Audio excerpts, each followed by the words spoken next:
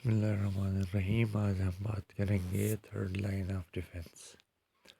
तो देखें स्टूडेंट, जो पैथोजेंस बैक्टीरिया वायरस या उनके कोई कंपोनेंट्स, यानी वो अगर नॉन स्पेसिफिक डिफेंस जो होता है, यानी जो सेकंड लाइन और फर्स्ट लाइन डिफेंस से पास होके थर्ड लाइन डिफेंस में आते हैं, तो यहाँ पर फिर क्या होता है, एक तरतीब से एक डिफेंस रिस्पांस क्रिएट होता है। इनको इम्यून रिस्पांस कहते हैं।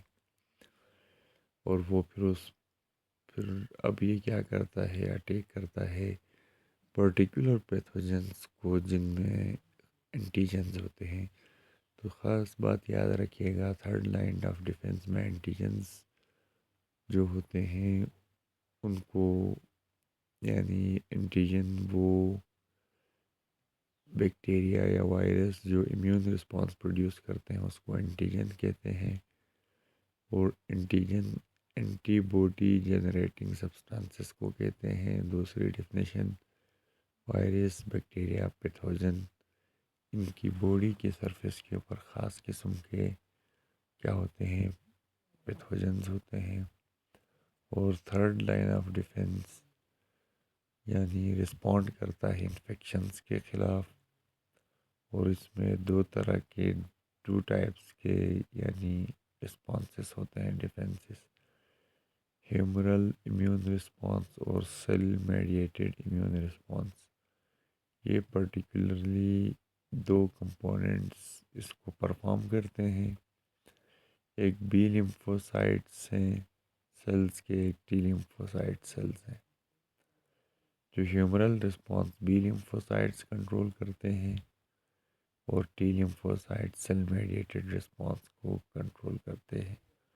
और यहाँ पे जो मैक्रोफेजेस हैं या मोनोसाइट्स हैं, ये पार्टिसिपेट करते हैं लिम्फोसाइट्स को एक्टिवेट करने में। तो थर्ड लाइन डिफेंस में एंटीजन एंटीबॉडी कॉन्सेप्ट आपने याद रखना है और उसकी दो टाइप्स।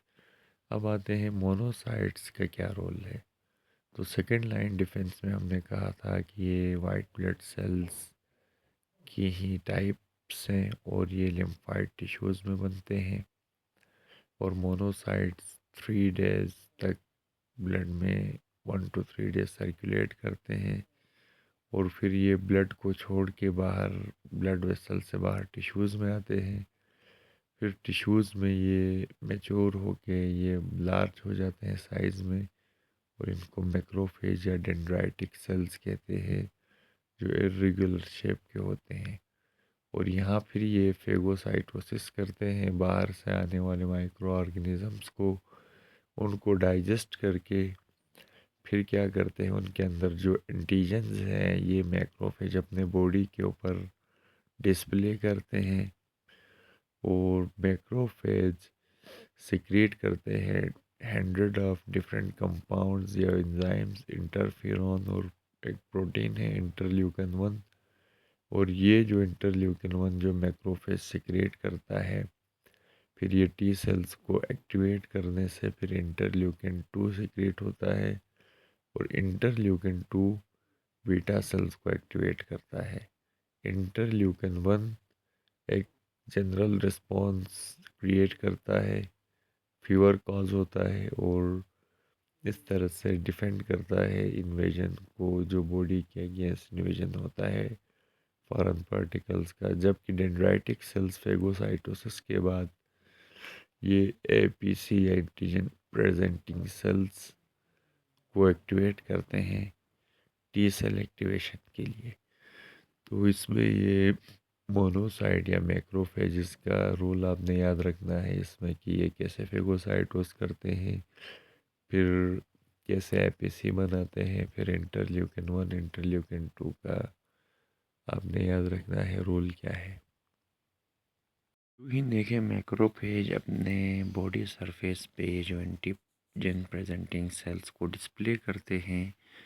तो यहाँ अब टी सेल्स एक्टिवेट होते हैं और टी सेल्स एक्टिवेट होके यहाँ पे मुख्तलिफ अंदर होते हैं साइटोकाइन केमिकल्स या साइटोटॉक्सिक सेल्स, वो टी सेल्स रिलीज़ करेंगे और इनकी वजह से फिर ये आगे क्या कर देंगे, मज़ीद यानी ये जो साइटोटॉक्सिक सेल्स है ये प्रोलिफरेट करेंगे, डिवाइड होंगे और ये फिर उस एंटीजन को किल कर देंगे या डेड कर देंगे। और यहाँ पे ये सेल्स करते हैं, इसलिए इसको सेल मेडिएटेड इम्यून रिस्पॉन्स कहते हैं हम। तो टी सेल्स को टी सेल्स नाम इसीलिए दिया क्योंकि ये थाइमस ग्लैंड जो कि टी से स्टार्ट होता है वहाँ पे ये बनते हैं। और ये स्टेम सेल्स होते हैं बोन मेरो सेल में, और एम्ब्रियोनिक डेवलपमेंट के बाद ये फॉर्म होते हैं। टी सेल्स कैपेबल होते हैं, इम्यून रिस्पॉन्स जनरेट करते हैं।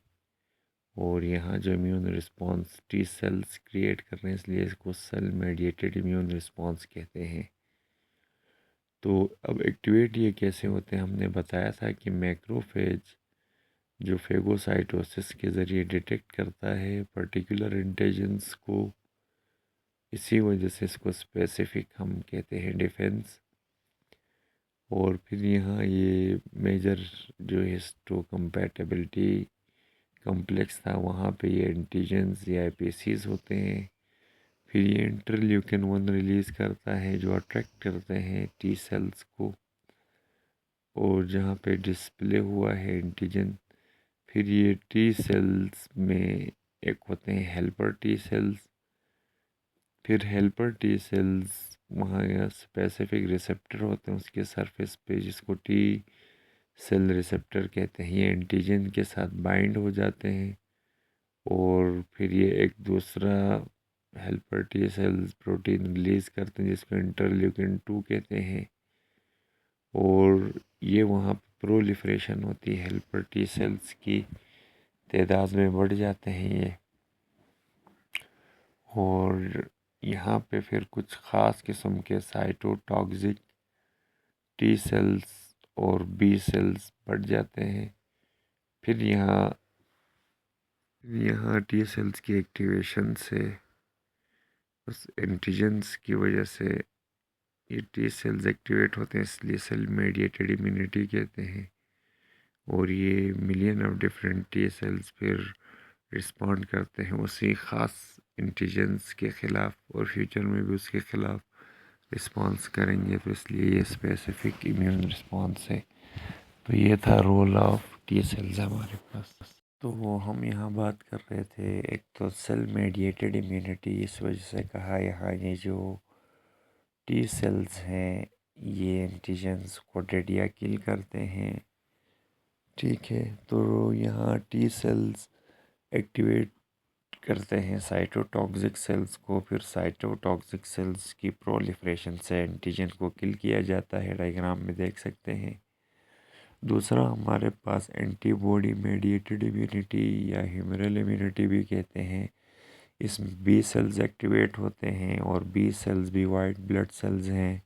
और इनको बी सेल इस वजह से कहते हैं क्योंकि ये सबसे पहली बार बर्ड के इंटेस्टाइन में एक जगह है उसको बरसा कहते हैं, वहाँ पे बने तो बी सेल्स नाम हुआ।